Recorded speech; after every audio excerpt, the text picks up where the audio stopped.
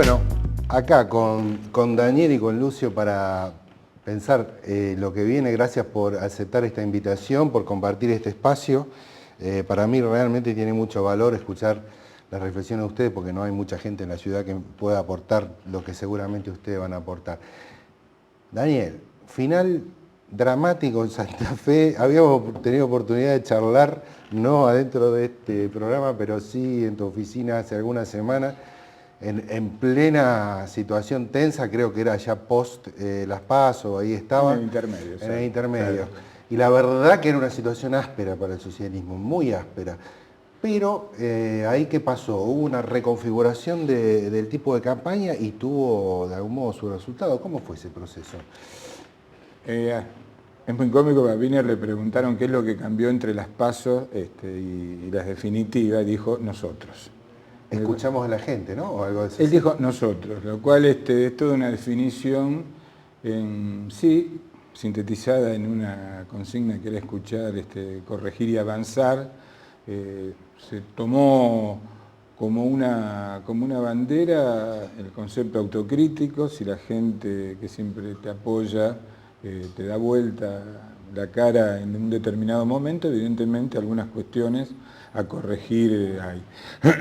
Así que bueno, eso se tomó en cuenta, la actitud visual que correspondía a eso también se modificó. Esa idea de conjunto, ¿no? No tan el candidato solo, sino una idea de conjunto, de frente. Exacto, esto es un frente, por lo tanto yo creo que uno puede, obviamente, hacer hincapié en el candidato, pero es el frente, es el conjunto de personas, el conjunto de partidos, que es bastante más que un solo candidato. Bueno, esa visión de conjunto, más una gran movilización de la militancia, como hacía tiempo que no se veía, y errores ajenos, fue produciendo un cambio muy grande.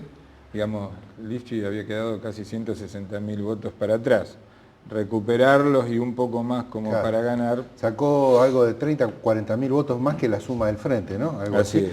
Pero votaron, votos positivos, hubo casi 200.000 votos positivos más, porque votó más gente, hubo menos voto en blanco, menos impugnado, con lo cual había que repartir entre, claro. Sí, fue difícil remontar eso, pero evidentemente también la sociedad tiene una gran capacidad de codificación de algunos mensajes, de algunos símbolos, y evidentemente reacciona en consecuencia, ¿no? Sí, Lucio, te quería preguntar por lo que en un momento charlábamos con Daniel, y creo que toda la ciudad o el mundo interesado en lo político decía, la ola amarilla no se puede parar, ¿viste? Es como cuando decir, en política hay momentos, hay climas, hay procesos que parecen imparables.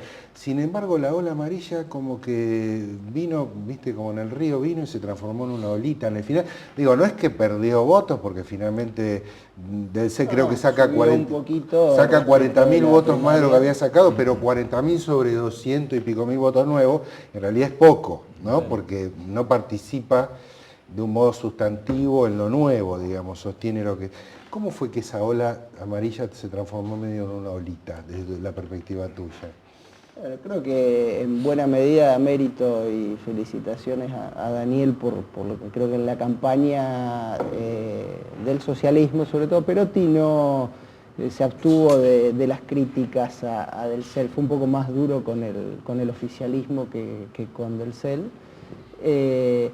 Creo que el acierto de la campaña del socialismo fue, además de ofrecer lo propio, criticar lo ajeno, fundamentalmente lo Del Cel. Y me parece Disculpa, que... eso en los manuales a veces dicen, no hay que criticar porque queda mal. La verdad es que los manuales... Hay que tomar la decisión de hablar mal del otro. Eso dice la gente políticamente correcta. Nuestros manuales dicen que hay que hacer las dos cosas. Nuestros manuales son muy claros, tienen dicen todo lo que se dice en política se puede ubicar en un cuadro de 4 cuadrantes, en el que uno, vamos a suponer, socialistas y pro, dejemos el resto de lado. Sí. Entonces, el socialismo habla sobre lo que hizo y sobre sus candidatos, pero el socialismo en el segundo cuadrante habla sobre el PRO. El PRO habla sobre sus candidatos y lo que hizo en Capital, sí, y en el otro cuadrante debería hablar sobre el socialismo. Claro. No hizo esto último el PRO.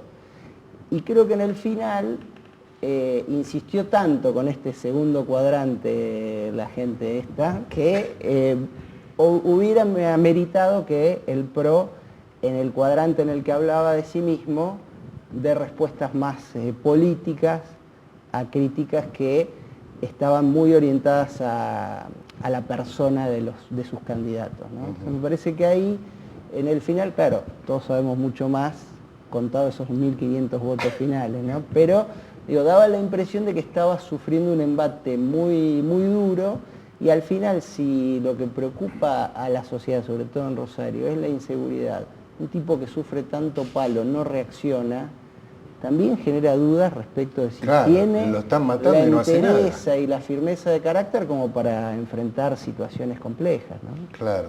Y después la elección, digamos, de Perotti, por supuesto fue una elección muy importante. También en la ciudad de Rosario hubo un crecimiento importante del voto del candidato de Frente para la Victoria. Terminó fragmentando, que permitió también con 30 puntos a la intendenta renovar, ¿no? Digamos, lo que parecía una candidata difícil un hueso duro de roer como es Anita Martínez, ¿no? ¿Cómo lo vieron, digamos, que se trasladó a la ciudad? Yo creo que en el caso de Anita Martínez también se aplica esto del celo. Me da la impresión de que en el final de la campaña, cuando ella misma se carga por su enfrentamiento con Zuckerman en el debate, se carga sobre sí los focos, con un tema que era menor, pero que a candidatos a los que se le conoce poco termina siendo todo ese detalle de si va o no a las reuniones de la Comisión de Salud del Consejo, pero otra vez se pone en la misma situación que decía antes del CEL, se pone en un lugar de recibir las críticas y no dar una respuesta contundente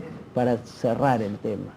Y claro, bueno, y se puede gobernar un país, hacer crecer una organización política con un analista extranjero como Durán Barba, digamos, es una pregunta, ¿no? Porque uno incluso ve, Daniel, la conformación de la fórmula nacional del PRO, ¿no? Uno dice, si a este tipo le sale bien esto... yo lo preferiría en mi equipo a Durán Barba. Sí, además Durán Barba es un analista de la realidad, pero muy, muy fino y sofisticado, digamos. Después se le arma lo de los globitos y todo porque cree que es lo que funcionará en determinado contexto. Pero él tiene un libro muy interesante, se llama Mujer, Sexualidad, Internet y Política. Y se subtitula El nuevo elector latinoamericano. Y vale la pena leer ese libro, habla de las transformaciones que sufrió el electorado en América Latina. Bueno, pero lo lleva al PRO, por ejemplo, a hacer una lista nacional con 2 personas que nacieron en el mismo barrio de la capital federal. Digamos, porque, salvajes unitarios. 2 porteños.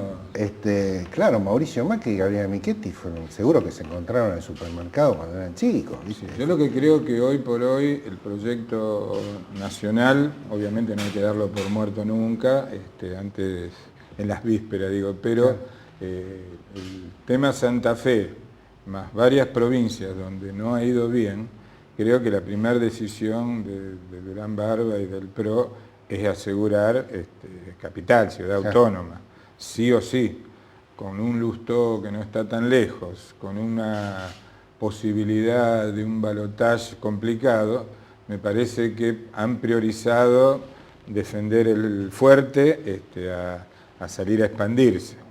Digamos, creo que pasa por ahí esa decisión, ¿no? Sí. Ahora, evidentemente, estos partidos que han crecido explosivamente por arriba, me refiero al PRO, de pronto cuando tiene que tensionar en serio en determinadas situaciones, ahí no es tan fácil, digamos. Cuando vos tenés una escenografía de medios y un par de figuras, pareciera que ahí la política un poco recupera su lugar más auténtico, ¿no? No sé cómo lo ven ustedes. Digamos, cuando vos tenés cierta territorialidad de verdad, eso un plus te da, ¿no? No es lo mismo que no tener nada. Creo que es así, desde lo partidario, y uno por ser militante lo reivindica. Una cosa es el militante y otra es el voluntario, y otra es el voluntario pago. Un partido armado sobre un voluntariado pago, sin desmerecer el que necesita trabajar, a la hora de la necesidad de grandes movilizaciones, qué sé yo, me parece que es una desventaja, sobre todo desde lo territorial, la posibilidad de crecimiento. Evidentemente la estrategia está basada en otras cuestiones, más mediáticas, más marketineras. Cuando digo marketinera no hago ninguna actitud despectiva, pero digo, cuando se prioriza, no es que se priorice, directamente corre todo por ese embudo y digamos, se dificulta mucho la cosa, no es sencillo. Nos tomamos un segundito y volvemos, segundo bloque.